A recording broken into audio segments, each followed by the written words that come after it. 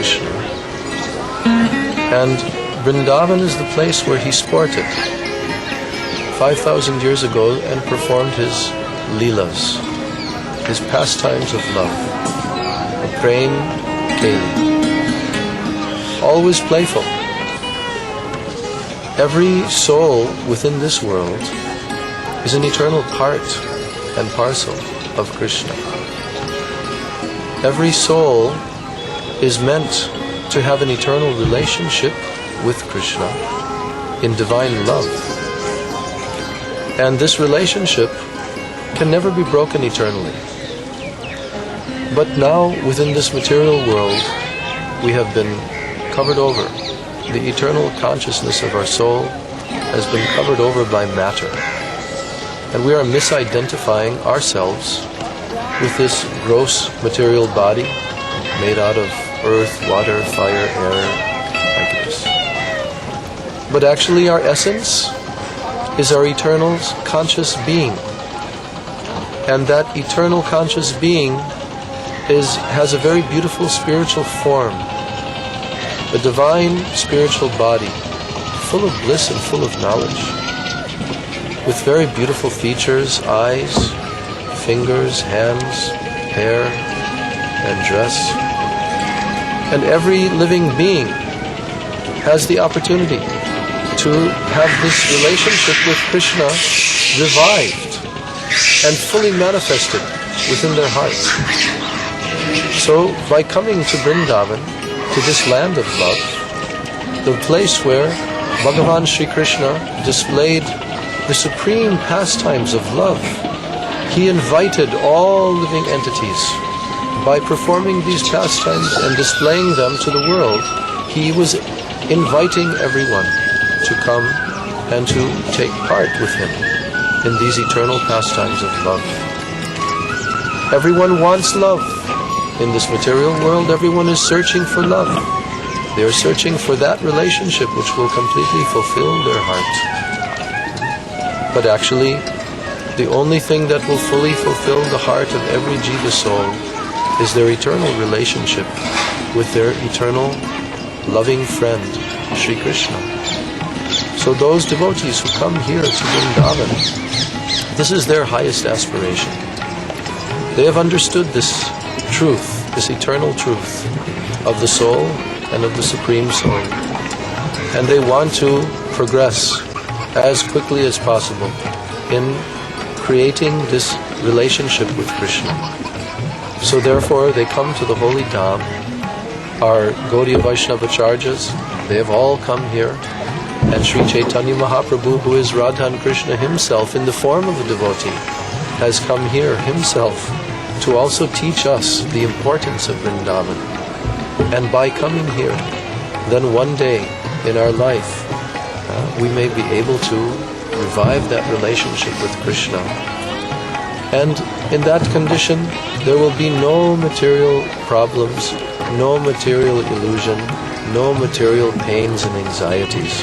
Only a life of divine love and bliss and happiness in Krishna's divine abode with his eternal associates. That is the meaning of Vrindavan. And anyone who can come here to Vrindavan and to walk around the 12 forests of Vrindavan on the Brajmandala Parikrama, they are the most fortunate souls in the universe. And it is sure and certain by the blessings of Sri Narada Muni, when he requested Krishna that, "O Krishna, please give me the benediction that anyone who comes to your holy places of pastimes and worships those places in the association of pure devotees and hears about those pastimes, then those pastimes will one day manifest within their hearts and they will attain Krishna Prema." So this is our goal, our highest aspiration, and this Brajmandala Parikrama has been performed for that purpose. We're very happy that we could associate with all of you on this journey, and we invite you to come personally to visit this land of Vrindavan and experience the sweet taste of the pastimes of Krishna as he performed through his childhood and youth here in Vrindavan. Hare Krishna, Jai Jai Shri Radha.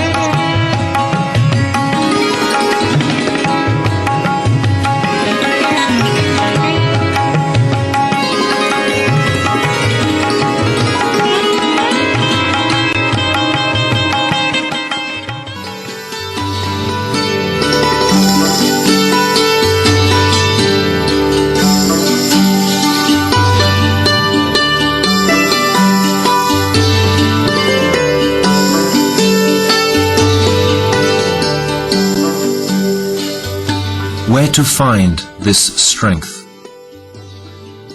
To tread the exalted path of divine love, we need knowledge, support, and strength from someone who is already situated on that path. A person who falls into a deep well can only be saved by one who is fixed on safe, firm ground above and able to lower a rope. Similarly, we can only be saved from our suffering condition by one who knows and understands the essential truths of life.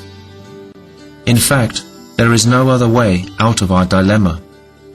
We must make it our priority to find such a person. With this desire in our hearts, most assuredly, that representative of God will soon come before us. Our only requirement is to be greedy enough to meet such a personality, and then by divine arrangement, we will be led to him or her very quickly.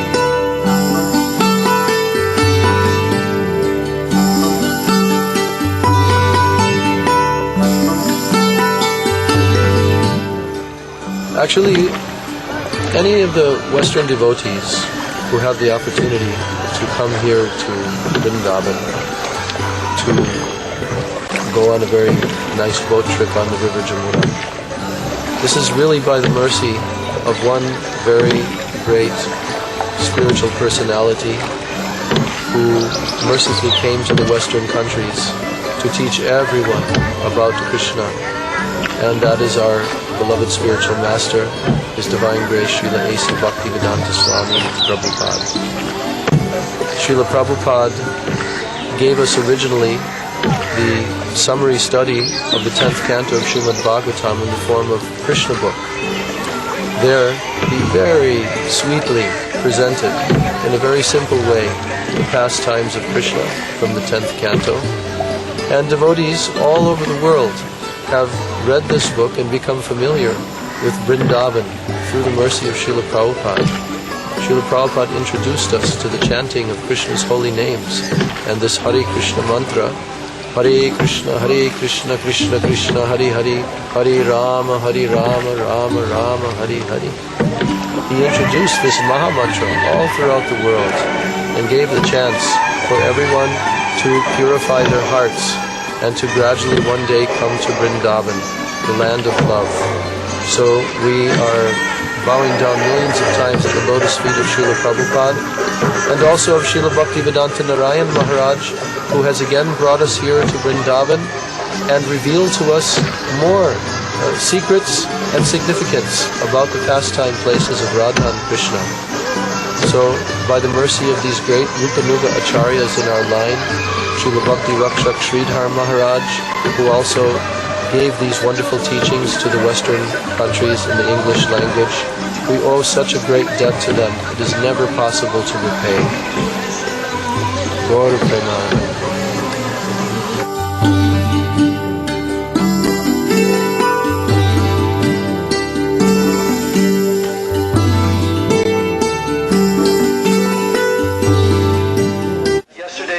Akrur Ghat.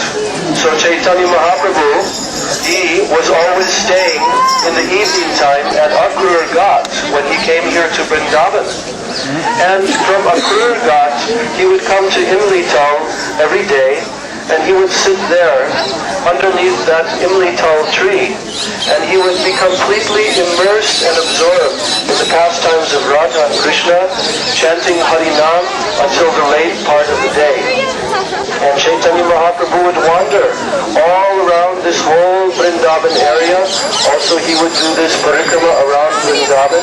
And he came to this very place here where we are sitting. This is Chaitanya Baitak and also Vishram Vat. Because here Chaitanya Mahaprabhu sat and he took rest. So we can see this deity of Chaitanya Mahaprabhu in this small little house here underneath this tree. So when we do this parikrama, then we remember Chaitanya Mahaprabhu as Srila Bhaktivinoda Thakur has told in his very beautiful song which we sing on Ekadashi days, that I want to go in the association of Pranai Bhaktas. Jesavastani Heribo Ami Pranai Bhakta Sanghe.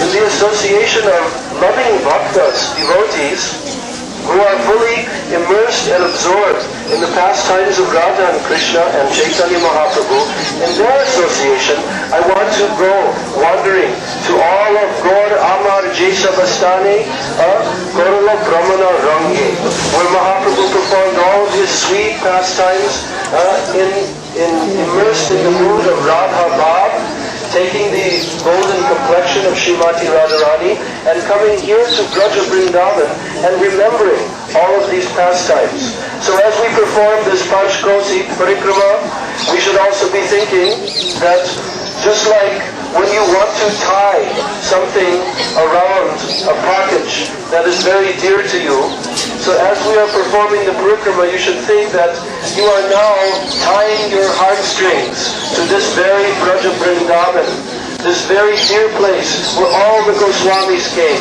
all of our Acharyas came, and Shri Krishna and all of their associates sported here.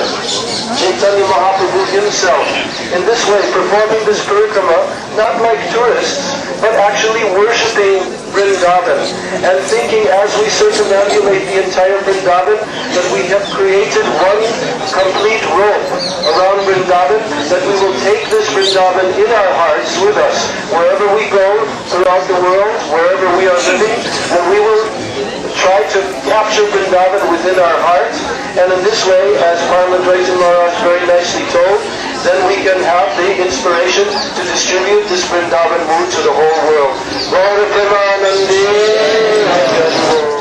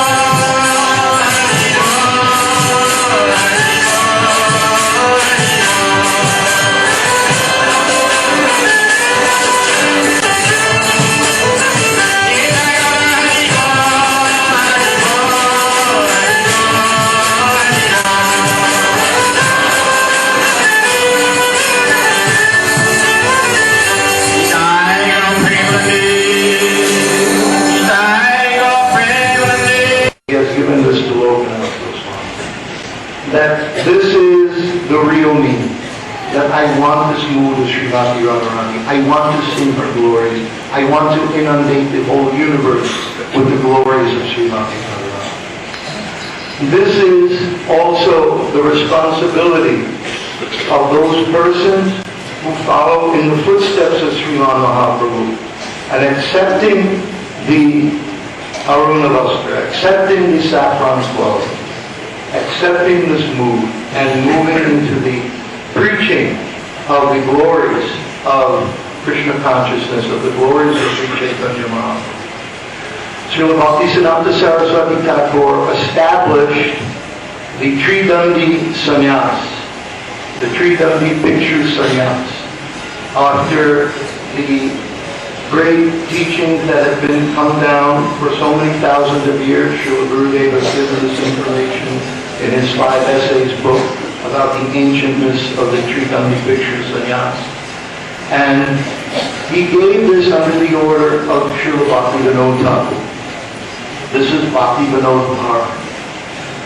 Srila Bhakti Keshav Goswami Maharaj gave one song about Srila Prabhupada Bhaktisiddhanta, in which he told Bhakti Vinod Dara Jala Shankara that this Dara of Srila Bhakti Vinod Thakur is the water flowing from the Shank in the ark of Srila Srila Prabhupada.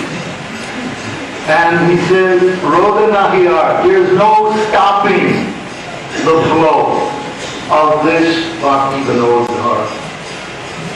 And Srila Bhaktivedanta Trivika Maharaj in his Arti song in praise of Srila Bhakti Pragyan Keshav Maharaj told that Sri Vinoda Dhara Thaila, that this oil in the Panchapradeep lamp being offered in the Arti to Srila Bhakti Pragyan Keshav Maharaj, that this Thaila, this oil, this is the Bhakti Vinod Dhara, which is illuminating the knowledge of the transcendental knowledge of Krishna consciousness to everyone. And what is this Bhakti Vinod Dhara?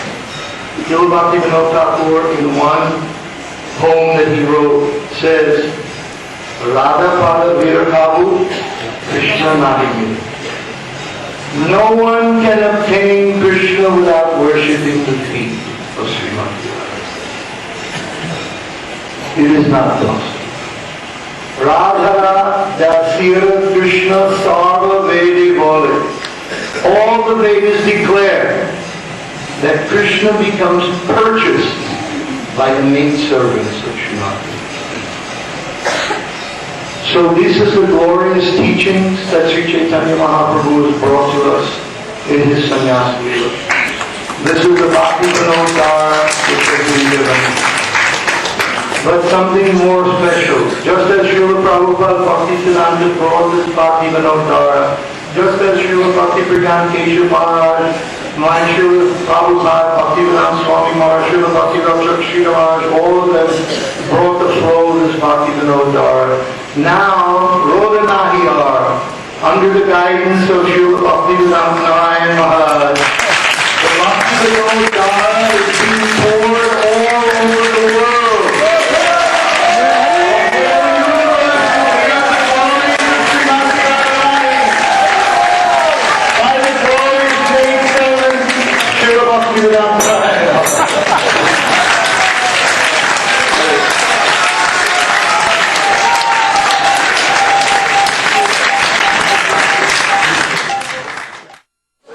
By the mercy of Sri Guru and Sri Gauranga, we've come to this very prominent place in Sri Braj Mandala, Bandirvat.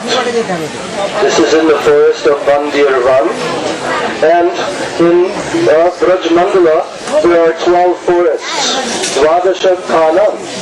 Now we are beginning, turn the speaker up a little louder, turn the speaker up. Now we are beginning our parikrama to all the very far distant places of Braj Mandala. And the eastern side of the Jamuna River, this area here is the area of Baladev Prabhu. Therefore you see when we entered into this area, there was a Dauji Mandir.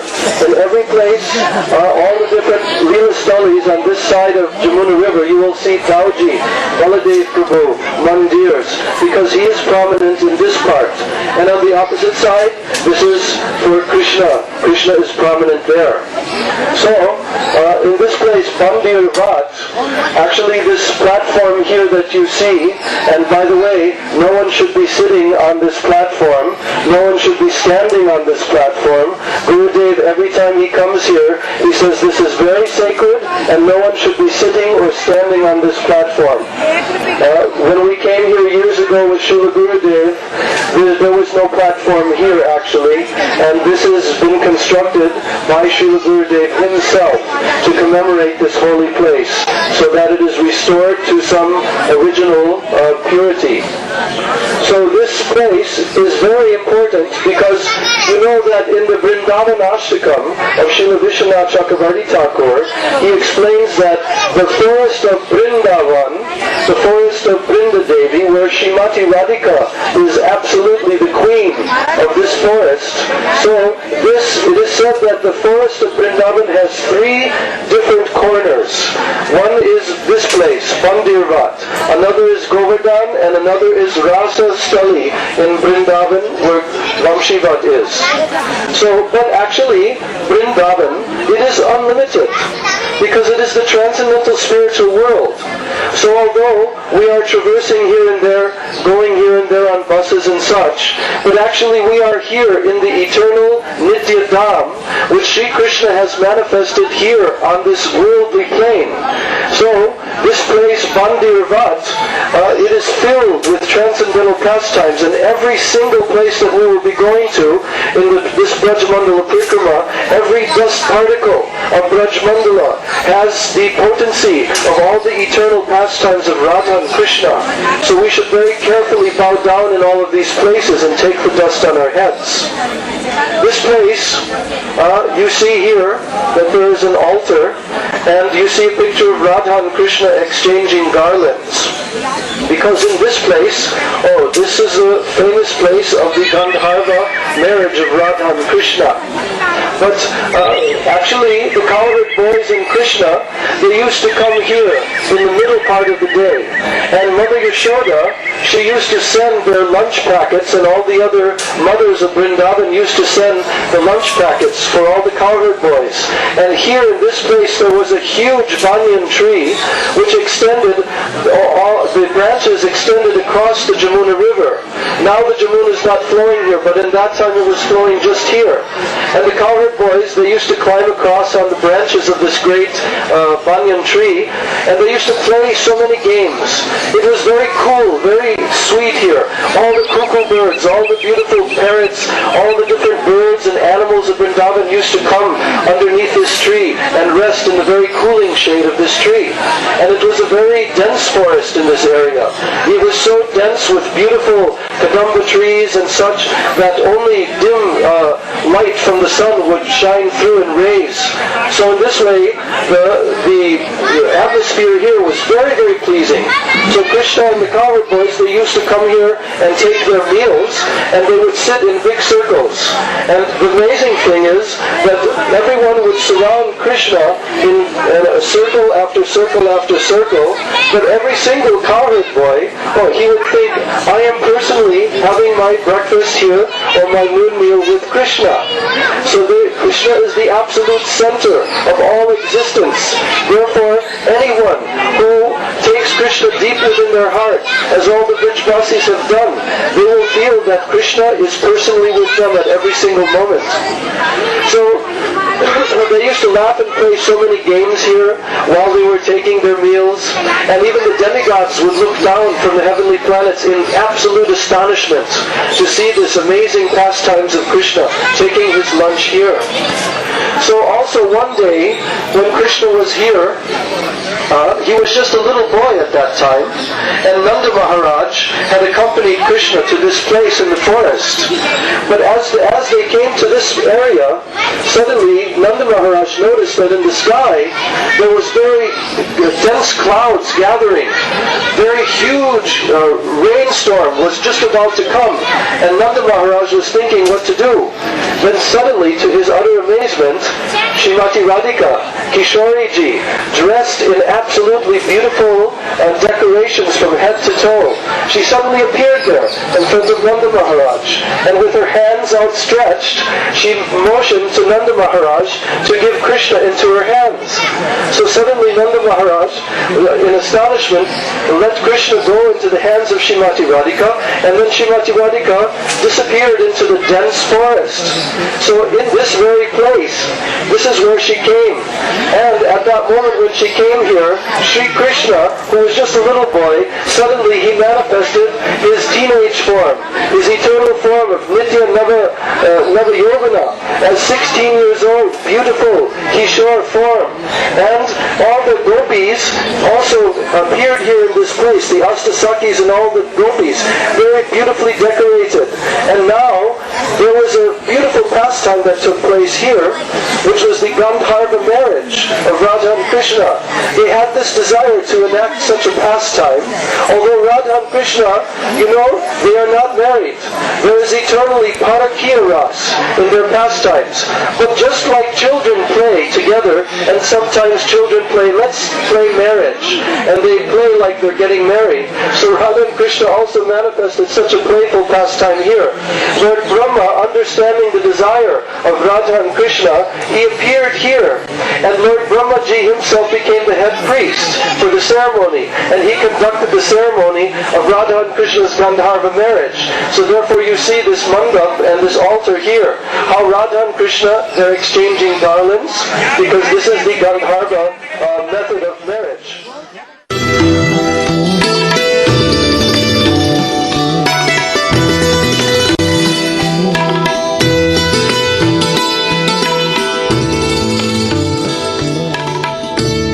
What is true love? Since the beginning of time, the soul has been crying piteously for love and affection.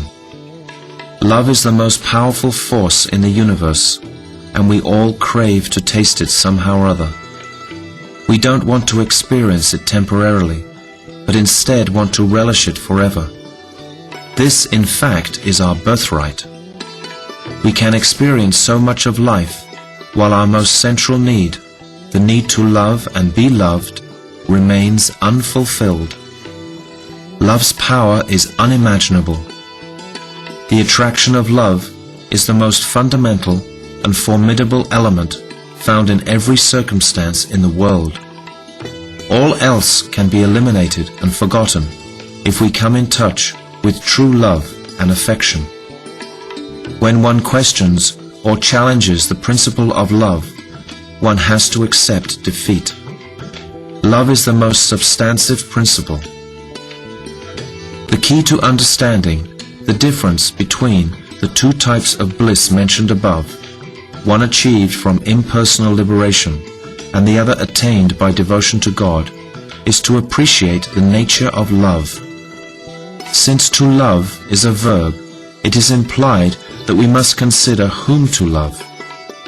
The bliss derived by achieving impersonal liberation comes from the cessation of misery, which provides a peaceful state of consciousness, free from gross material desires. However, this state cannot be called love, and really it has nothing to do with love. In it, the heartfelt warmth of a loving relationship does not exist. The highest state of absolute and pure love can truly exist only between the soul and God, both of whom are eternal personalities. Our present nature, which has been conditioned by countless births, drives us to exploit God's energy for our own ends and has denied us an acceptance of His beautiful, personal presence. This is because we seek our own power and glory in life. This material endeavor usurps the rightful, central place in our lives of that most precious, wonderful personality, God. This misfortune leads us away from a spiritual, theistic path to an impersonal, atheistic one, where all-encompassing love is replaced by all-dominating fear. The sincerely inquiring seeker, however, can only be misled for so long. Sooner or later, he will raise his head and inquire as to the reality of eternal love.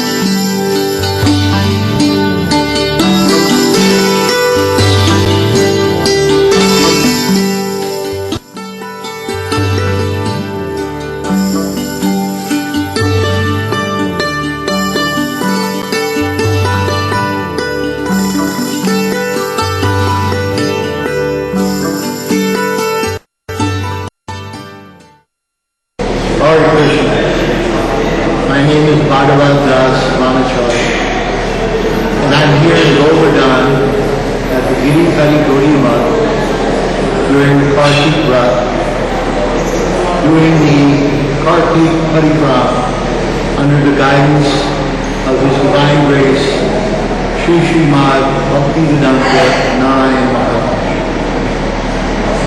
During this Kartik Vrat, we celebrated the disappearance day of Om Vishnupad Paramahansa Brahmacharya Asatara Srimad, His Divine Grace, A.C. Bhakti Swami Srila Prabhupada.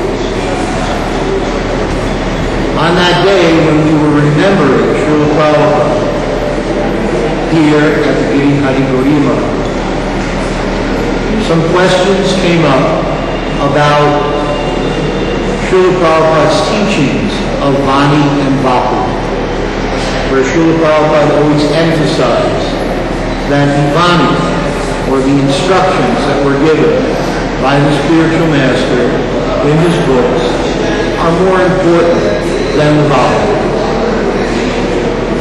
We do not disagree with this concept at all. What people do not understand is that the instructions in the book are very clear about how one must associate and be under the guidance of a Brajrasi Vaishnava, a Mahabhagava, a Prema Bhakta, in order to receive Krishna Prema, which is the ultimate goal of the practice of Krishna consciousness and devotional service. In the instructions of Srila Prabhupada's purports, there are many gems of wisdom in which he directs us to understand this concept very clearly. First of all, in the second canto, second chapter, 36th verse of the Srimad Bhagavatam, in the purport, he describes the 9 processes of devotional service. In his description, he delineates all the 9 processes and says that one can become Krishna consciousness by practicing any one of or all of the processes of devotional service. However, he then states that of all the processes of devotional service, the most important process is that of Shravana, hearing. He then makes a very key point where he states that unless one has heard sufficiently and properly means under the guidance of a Mahabhagava, a Prema Bhakta, hearing from the lotus lips of the pure devotee. And sufficiently means until one at least achieves the stage of Bhava, at which point the person can make rapid advancement in Krishna consciousness without always being directly under the guidance of a Mahabhagava who is manifest. And yet, even in that condition, and even in the condition of a greatly exalted pure devotee, one always seeks out the association of the Mahabhagava and always seeks out the transcendental sound vibration from his lotus lips. He does this in a letter that he wrote to Punjabi Premananda. And in that letter, he said, hearing the Bhagavad Gita from the realized soul and reading the Bhagavad Gita of the realized soul is the same. Then, in the next sentence, he qualifies. He says, hearing is better, more effective. The word assimilation is a very key word that Prabhupada in his translation process was extremely careful about using particular English words to explain the concepts that he was trying to get across. The word assimilation in the dictionary indicates the transformation of food into living tissue. So the process of assimilating the knowledge of the revealed scriptures is to transform that knowledge into the living spiritual experience. Transform that knowledge into the living transcendental experience of the ecstatic moods of devotional service. Here, Srila Prabhupada very clearly indicates that the assimilation of the knowledge of revealed scriptures means that one is brought to the bhava stage. Now, being brought to the bhava stage, or the platform of ecstatic love of Godhead, which is the preliminary stage of prema, this process takes place, this assimilation takes place by constantly hearing the transcendental sound vibration from the lotus lips of the pure devotee. Because this is the first and most important process of devotional service. The process of Bhakti Yoga dissolves this subtle body. When the pure devotee speaks, because the lotus feet of the Lord are situated within the heart of the transcendental body of the pure devotee, then that transcendental sound vibration carries with it the aroma of the saffron particles which are on the lotus feet of the Lord.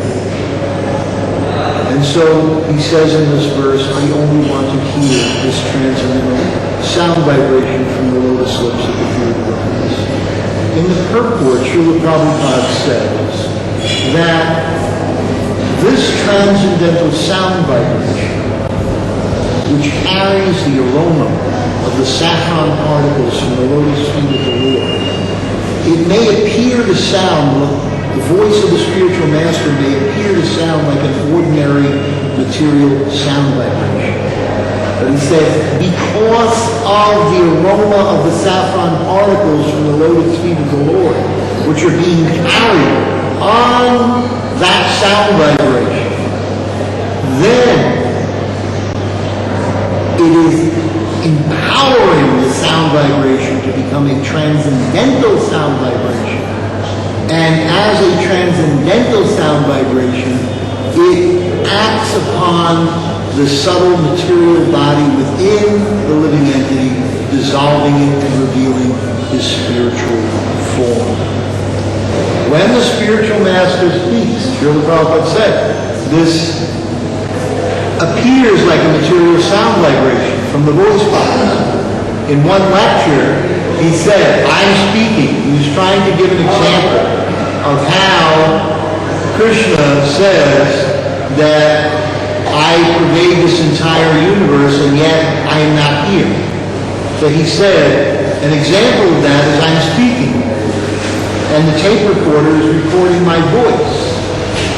And you're hearing my voice later on when you turn on the tape recorder. But yet, I am not present there. He, the spiritual master, the pure devotee, is not present when you hear the message on the tape recorder. What does that mean? It means that the aroma of the saffron particles, that subtle sound vibration, can never be captured by any material device. A tape recorder, a camera, or any other recording device cannot capture the subtle transcendental vibration of the aroma of the saffron particles. It is impossible, nor can it be placed in the printed word. It is again impossible. These things are not possible. How can it be received? It can only be received from the lotus lips of the pure devotee. So, does that mean we shouldn't read books or listen to tapes anymore? No. What it means is that one has to be under the guidance. One has to be under the shelter. One has to be anugatya. When one is under the guidance and under the shelter and is anugatya, then automatically, when you listen to the tape recorder, when you read the books, then you will also be hearing the voice of your spiritual master. You will be learning the transcendental knowledge. You will be assimilating the transcendental knowledge into your consciousness by the seeds of the aroma of the saffron particles which have been placed there when you heard the living sound vibration from the voice of the pure devotee. He says here that neophyte devotees who are in the preliminary stages of Bhakti Yoga are by nature or naturally inclined to be envious. He says in that purport that even if they chant the holy name continuously, still they cannot properly taste it. He says that this problem can be remedied by the association of a pure devotee. The progressive march on the path back home, back to God, is achieved as one receives spiritual instructions under the guidance of a realized soul. What is the importance of the pure devotee, or what is the meaning of his being manifest or unmanifest? We have already heard that the Supreme Personality of Godhead resides within the heart of the spiritual body of the eternally liberated souls, the Nityasiddhas and Samadhitas. So when Krishna manifests on this planet and brings all of his pastimes, associates, paraphernalia, etc., and then he leaves and he becomes unmanifest, how is this planet maintained without Krishna's presence? It's maintained by the Sadgurus, where Krishna is manifest within their heart. The manifestation of the Sadguru, the Mahabhagava, is the manifestation of Krishna. Krishna's manifest presence is there in the heart of the Sadguru. And we can receive that manifest presence within the heart of our spiritual body as our subtle material body is dissolved and our spiritual body manifests. Initially, we get Nishtika Diksha, where we get the Harinam and we get the Brahman thread, and we're given Diksha mantras to meditate on. As the process of devotional service is practiced properly under the guidance of the pure devotee, and we have heard sufficiently and properly, on our subtle body becomes dissolved, and our spiritual body starts to become manifest. Then, what happens is, we get the real Diksha. In essence, Srila Prabhupada is the pure and completely devoted disciple of Srila Bhaktisiddhanta Saraswati Thakur. And Srila Bhaktisiddhanta Saraswati Thakur states in his Upadeshamala, which is his ultimate advice, that Krishna's darshan can only be achieved as one hears Hari Katha through the ear from the lips of the Shuddha Vaishnavas. There is no other way. So in this statement, Srila Bhaktisiddhanta Saraswati Thakur makes it absolutely clear that there's only one way to achieve Krishna's darshan, by this process, hearing Hari Katha through the ears from the lips of the Shuddha Vaishnavas. To think that Srila Prabhupada would give any other ultimate instruction within his books and his purports is to make Srila Prabhupada an offender to his spiritual master and to the teachings of the Parampara.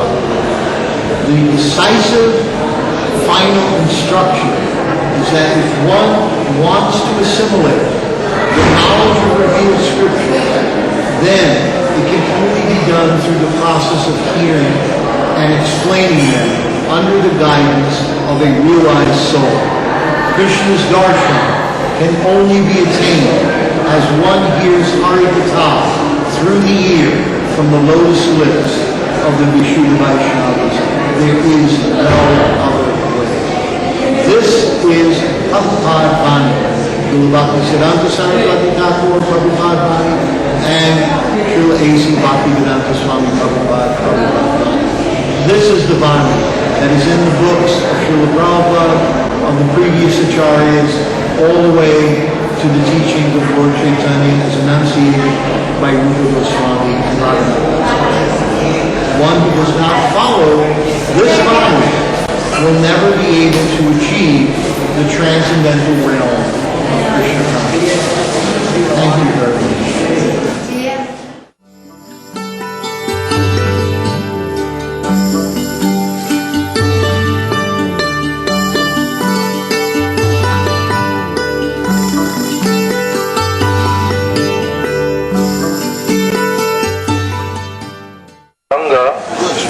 We have now come here to Sri Gokul Mahavan. This place is the place of unlimited Vatsalya Prem, pastimes with the mood of parental affection. This is the very place that we are sitting here, where the house of Nanda Maharaj, Nanda Bhavan, was situated 5,000 years ago. You see this temple here. This is Chaurasi. It has 84 different pillars in this temple. It is a replica of the original house of Nanda Maharaj, and it is also very, very ancient, very old. For thousands of years, devotees have come here to this place, and they have become absorbed in remembering the pastimes of Krishna in his childhood, in his Balya Leela. So here in this very place, when the evening, in the middle of the night, when in Mathura, Vasudeva and Devaki were able to have the darshan of Krishna as their son with 4 arms, Vasudeva Krishna, and at that time, simultaneously here in this very place in Gokul, in the maternity room just here, Mother Yashoda was surrounded by the elderly gopis, and from her very womb, Sri Yashoda Nandan Krishna took his birth. And at that time, all of the residents of Gokul became very, very joyful. But this was late in the evening time, and Mother Yashoda was very tired from giving birth to a child, and by Yogamaya potency, she fell asleep. But she was not able to understand that actually she had given birth to a baby boy and a baby girl, twins.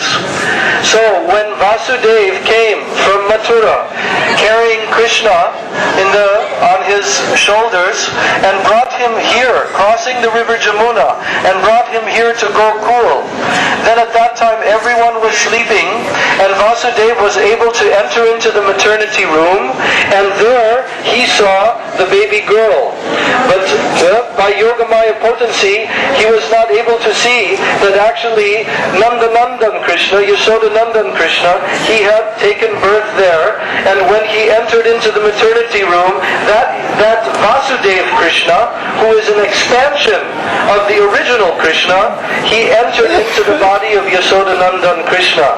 So Vasudev, he came and placed the baby next to Mother Yashoda, and then he took in his arms the female child, and again he left and went back to Mathura. So there, of course, when Kamsa came at that time, in the morning he heard the crying of a baby, and he entered into the prison house, and there he saw a baby girl. Then he was thinking, but it was supposed to be, the 8th child was supposed to be a son. Then at that time he decided, anyway, I will kill this child, and he took the child by the legs and tried to dash the child to the stone, but the child flew out of his hands into the sky and manifested the form of Durga, because this was the internal potency of Krishna who had taken birth at that time. And she told, you are very foolish, Kamsa. You do not know that actually the person who will kill you, he has already taken birth somewhere else.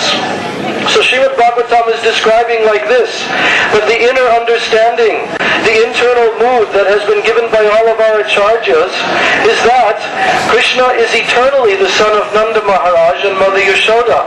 And this place, Gokul, this is the very birthplace of Krishna, not in Mathura. Some people think that Krishna was the son of Vasudeva and Devaki and only the foster child of Nanda and Yashoda. But actually we understand from our acharyas that the eternal Dham, Nitya Dham is called Goloka Dham or Gokula Dham. Goloka eva nivasati akilatma bhuto. There Krishna is residing eternally with Nanda Maharaj, Mother Yashoda, and all the cowherd people, gopas, gopis, cows, and all. So Krishna manifested that eternal divine abode of his, that transcendental eternal abode, manifested exactly here in this place. And here the childhood birth pastimes of Krishna took place. In the Nitya Dham, there is no actual birth of Krishna. There is only the conception that Krishna has taken birth from the womb of Mother Yashoda. But in this Leela, within the material world, when Krishna manifests his Leela here, Gokula Dham, in Gokul, then the actual birth of Krishna takes place. So this is called his Naravat Leela. Very human-like pastimes. And why human-like? Because filled with much more sweetness, madhurya. Everything about Krishna's pastimes was totally filled with sweetness. And this place, Gokul, it became inundated completely, as we are hearing every day from our Gurudev in his beautiful explanation of Damodar Ashtakam, that all of Gokul became completely overwhelmed with the bliss of Krishna's childhood pastimes.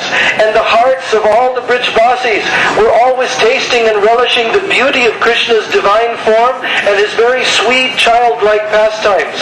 So Nanda Maharaj and Mother Yashoda, they relished all these pastimes.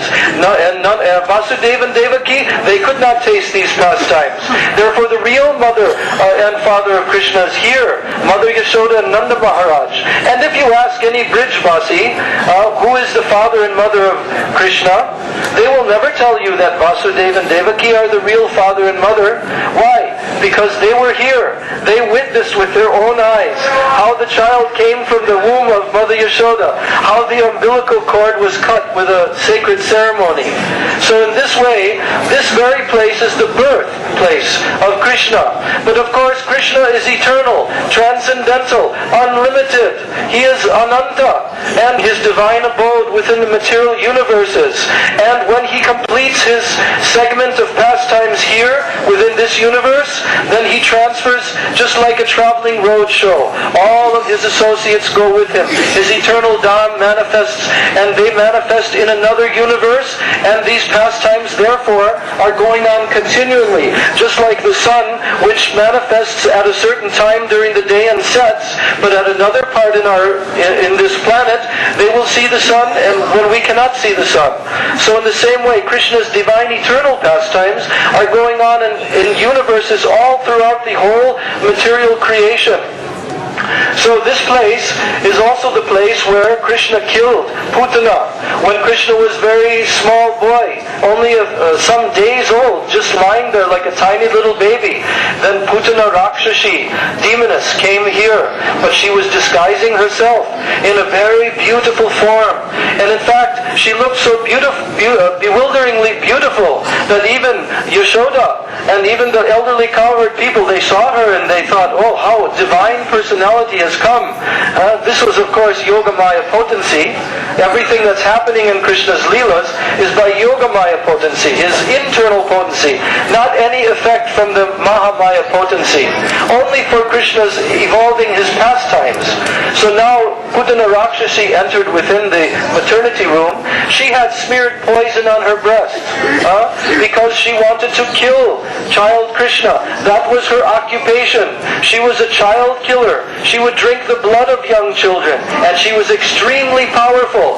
Even Kamsa tried to defeat Putana previously, but she was as strong as 10,000 elephants, and he realized, I better make her my ally, because I may not be able to defeat her.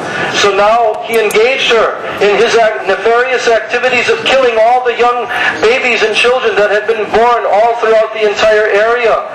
So then when she came in, she smeared her breast with poison and approached Krishna. At that time Krishna knew, he understood. Why? Because although Krishna is a tiny little baby, and although he is completely in the mood and completely overwhelmed in the bhav of being the son of Mother Yashoda as a tiny little baby, this is called mugdata.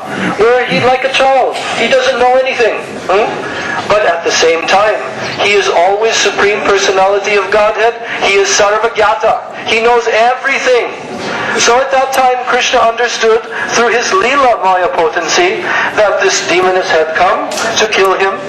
So Krishna closed his eyes, and when the demoness came close, she pushed her nipple into the mouth of Krishna, and Krishna immediately took hold of her breast very tightly and began sucking on her nipple. So he sucked out the poison, and then he began to suck out her very life force. And as Putana Rakshasi began to realize that her life force was leaving her body, she began to scream very loudly. She began to attempt to push Krishna, baby Krishna, off from her breast.